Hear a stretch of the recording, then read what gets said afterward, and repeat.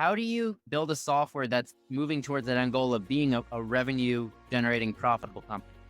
You've got to be obsessive about the value you're going to deliver to this constituent. Our team is obsessive. Today on the show, I'm happy to have Alex Nocifera. He's the founder of LOMA. They're a platform designed to scale and validate local marketing for franchises and multi-location stores. So, Alex, how much revenue is the business currently doing? Chad, we're over $1 million in annualized recurring revenue at this point. And how much capital do you end raising for this particular venture? A little over $1 million in venture pre-seed capital. And you're keeping the team pretty lean to start. How many employees is it right now? There are 6 of us And when did you actually found the company? in early 2023. So this isn't your first startup. You've had a couple over the years. With the last few, have you exited them? Have you just shut them down? What kind of happened throughout these different businesses? My first 2 venture-backed companies were both acquired, one in 2009 and one in 2012. My third one is live, and it's called Field Day, fieldday.app. It's a marketplace of 1099 brand ambassadors that do last mile local marketing tasks for large enterprise brands. So it's always a founder's dream to actually get to a point where they have a business that's worth selling and that actually gets acquired. Was it something you were seeking out or did it just come naturally? No, definitely by design. I think my thesis as an entrepreneur is that large companies aren't doing as much research and development. And if you build out a problem with a focused constituent and the traction and sustainability, I think large companies are looking for that to build out their own portfolio of products and services that are monetized and can drive growth for these companies. Do you seek out these strategic buyers or do they end up showing up at your doorstep? On the first one, we had hired a bank, an investment bank. And so we solicited the sale of the company. The second one was admittedly serendipitous, where I met the chief marketing officer and they really quickly grokked what we were building.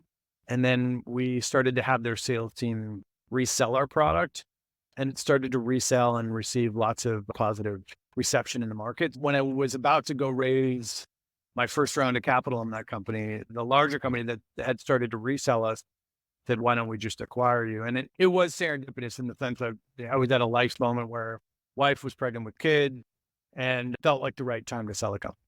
From going through 2 exits, what are some of your key takeaways for somebody who has yet to sell their company but wants to?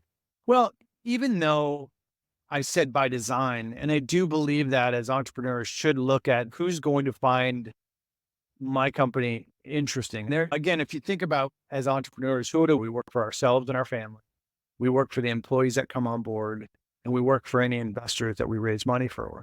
Those are the 3 constituents. And so really our job as entrepreneurs is to make those 3 constituents money. At the end of the day, we're here to drive a return on someone's investment of time or investment of capital. So I think you have to have some vision of who could be a buyer of this product or service that I'm going to build. But then you have to remove that from your thoughts and you have to go build a real business and drive value to your customers.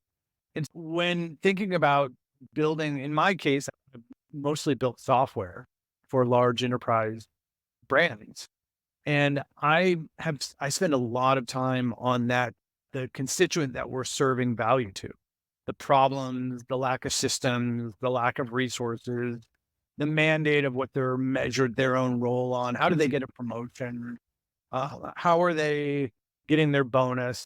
So everything that we're driving is meant to drive value and turn this constituent into the hero within their organization. So if you get that, feel like companies are going to knock on your door on wanting that product or service that you've built out. So building a business is difficult. Building a software business for enterprise, the 10x is that difficulty. How do you, from day one, build a software that's moving towards that end goal of being a revenue generating profitable company?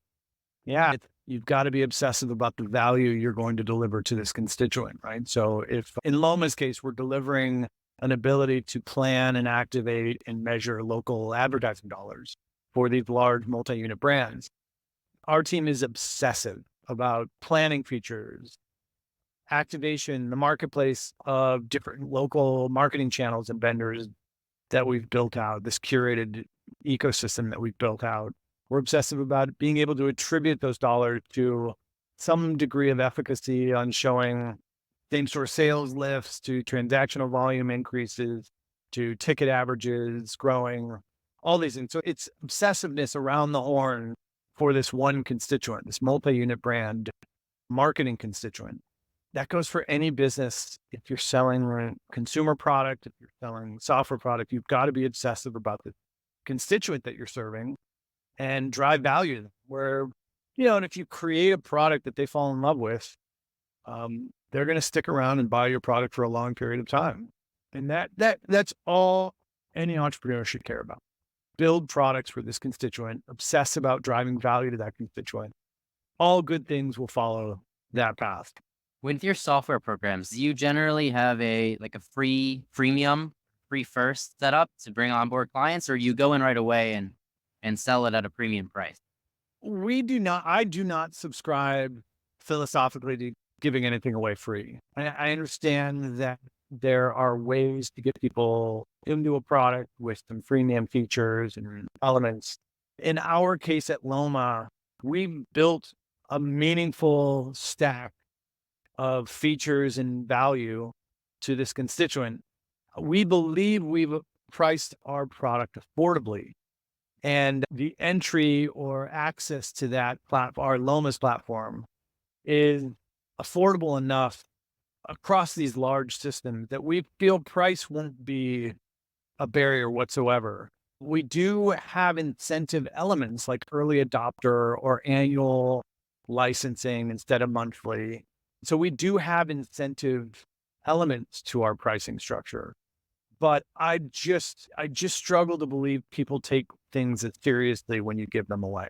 And so when you have to pay for them, I think you've got more responsibility to make sure that you squeeze the most value out of things that you've paid for than you've gotten for free. But obviously there are plenty of successful playbooks out there that start for free. Thinking of Slack did just a genius job of getting everyone hooked on the Slack drug. And then next thing you know, the damn invoice is 5 figures for a small team. But either way, so I think everyone has their own philosophy on how to get there. But I believe in LOMA's case, we've built a pricing structure that is affordable and does offer incentives for certain commitment and other elements. So if somebody in our audience wanted to reach out to learn more about LOMA or become a customer, how could they do so? My email is alex@lomaplatform.com, and the website is lomaplatform.com. And we would love to talk to anyone who's got lots of storefront looking to acquire attention to sell more product or service. Thank you, Alex, for coming on the show today, and everybody for listening to another episode of Failing to Success. If you like the show, make sure to subscribe. I'm your host, Chad Kalecki, and we'll see you next time.